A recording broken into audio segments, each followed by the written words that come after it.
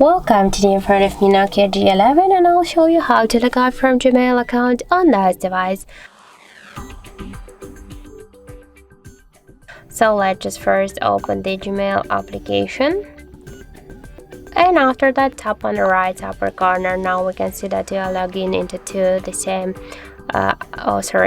accounts, and now just to log out from one from these accounts in Gmail app, we should log out from the one from these accounts in Google account settings on our device.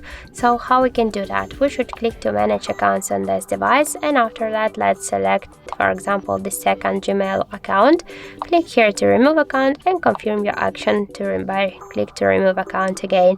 And now we can see that in Google account settings we stay only with one Gmail app, so let's just go back to the application, and here we can check and see that we just successfully log out from the Gmail account in our Gmail app. So that's it. Thank you for watching, and if you find this video helpful, don't forget to leave a like, comment and to subscribe our channel.